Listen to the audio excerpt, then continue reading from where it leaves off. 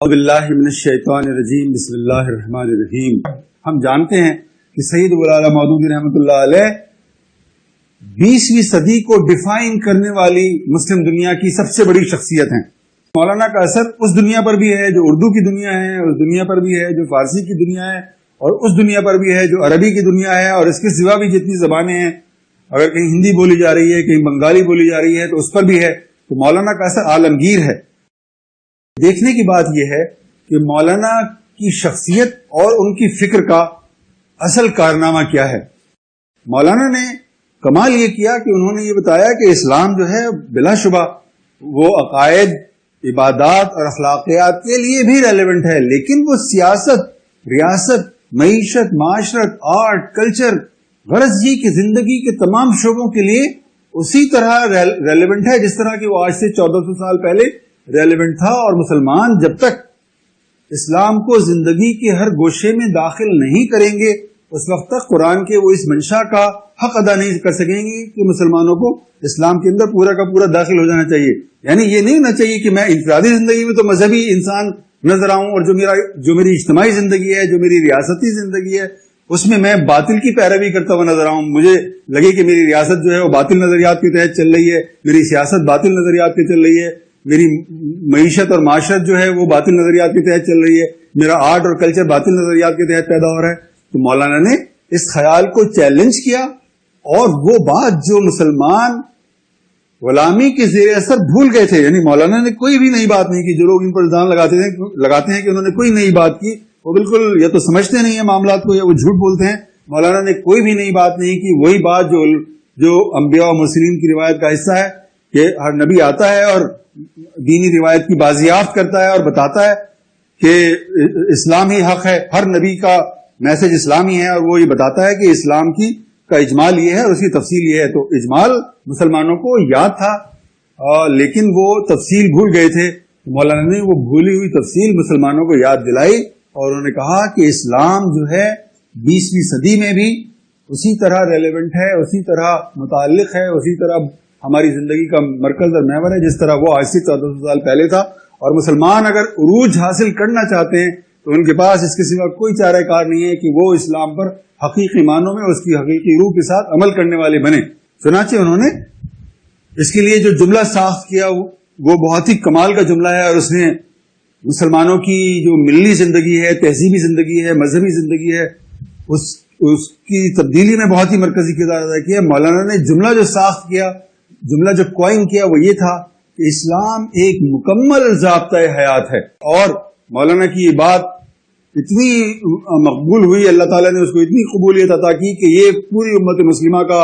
نعرہ بن گئی ہے یہ بات، اور کہیں بھی پوری مسلم دنیا کے اندر آپ جہاں چلے جائیں آپ کو ہر جگہ مولانا کی فکر کے زیر اثر، یا اگر مولانا کی فکر کے زیر اثر کوئی براہ راست نہیں بھی ہے تو بھی اس نے یہ جملہ کہیں سے سن لیا ہے، کہیں سے پڑھ لیا ہے کہ اسلام ایک مکمل ضابطہ حیات ہے، اور وہ اس تصور کو اپنی زندگی کا مرکز اور محور بنائے ہوئے ہے، اور وہ ریاست اور سیاست میں بھی اسی جملے کی عملی تشکیل دیکھنا چاہتا ہے۔ تو مولانا نے حق کی جو جامع تعریف تھی وہ بیان کی، اور اس جامع تعریف کی تشریح و تعبیر میں مولانا نے 100 کے لگ بھگ کتابیں لکھی، ایک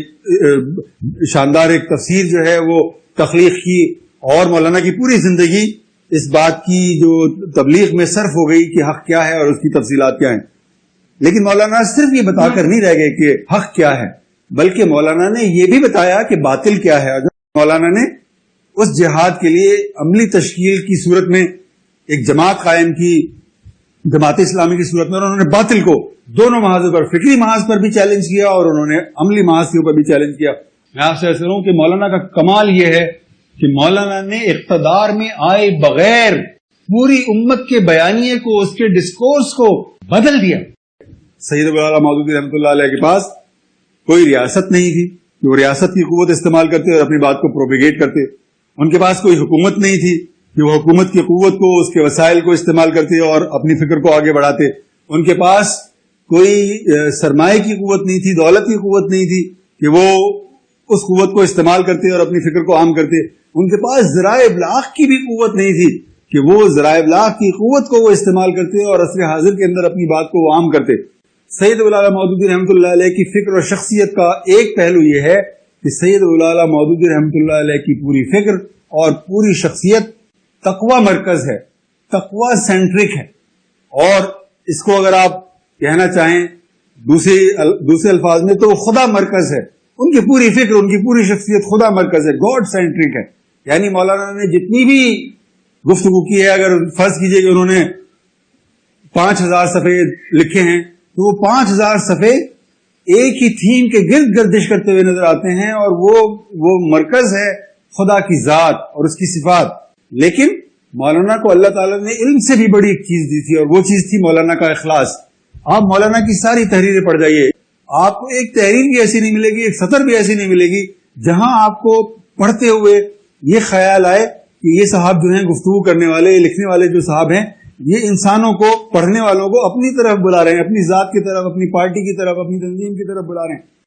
یہ ایک معجزہ ہے. یعنی یہ 20ویں صدی کے معجزات میں اگر اس کو آپ شامل کریں تو یہ ان میں شامل ہونے کے لائق ہے کہ ایک شخص جس کے پاس اپنی بات کو پھیلانے کے لیے کوئی بنیادی قوت نہیں ہے، جو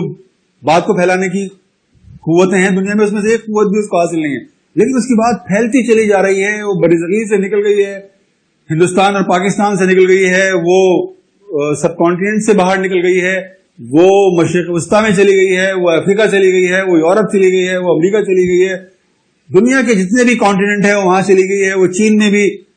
پڑھی جا رہی ہے، وہ روس میں بھی پڑھی جا رہی ہے، اور اس کے تراجم جو ہیں دنیا کی مختلف زبانوں میں ہو رہے ہیں. جو آدمی متقی ہوتا ہے، جو جماعت متقی ہوتی ہے، وہ مرجع خلائق بن کر رہتی ہے. اس میں دیر ہو سکتی ہے، سویر ہو سکتی ہے، لیکن یہ ممکن نہیں ہے کہ کوئی صاحب تقویٰ ہو اور لوگ اس کے ارد گرد جمع نہ ہو. بالکل اس طرح جب کوئی شمع جلتی ہے تو پروانے اس کے گرد طواف کرنے کے لیے ضرور آتے ہیں. یہ ممکن نہیں ہے کہ روشنی موجود ہو اور پروانے وہاں موجود نہ ہو، یہ امپاسبل ہے. تو مولانا سید ابوالعلا مودودی رحمۃ اللہ علیہ جب اس دنیا سے رخصت ہوئے تو وہ اپنے پیچھے ورثے کے طور پر صرف 2 چیزیں چھوڑ کر گئے. ایک ان کا تقویٰ اور تقوی سے پیدا ہونے والی جماعت یا تنظیم، اور دوسرا ان کا علم اور اس علم سے پیدا ہونے والا ان کا لٹریچر. مولانا کے پاس اس کے سوا اور کوئی قوت نہ تھی، نہ مولانا نے کسی اور قوت کی طرف دیکھا. ہمیں اپنے ڈسکورس میں یہ استعداد پیدا کرنی چاہیے کہ ہم بیک وقت سوسائٹی کی تمام سطحوں سے ہم کلام ہوں اور ان کو اپنا ہم نوا بنانے کی کوشش کریں. تو ہمیں مولانا کی روایت کو آگے بڑھانے کے لیے رحمۃ اللہ علیہ کی شخصیت کو اور ان کی فکر کو اور ان کی جدوجہد کو پیش نظر رکھنا چاہیے. ان دائروں پر اگر ہم نے اپنی توجہ مرکوز کر لی تو ہم مولانا سے کی فکر سے اور ان کی شخصیت سے اور جماعت اسلامی سے اور اس کی جدوجہد سے تعلق کا حق بھی ادا کر سکیں گے، اور انشاءاللہ ہم لوگوں کو، دنیا کو بدلنے والے بھی بنیں گے، اس میں انقلاب لانے والے بھی بنیں گے. اگر اس میں اخلاص ہے تو اللہ تعالیٰ اس کو ضرور قبول کرے گا اور اس کا اجر ضرور عطا کرے گا. وآخر دعوانا الحمدللہ رب العالمین.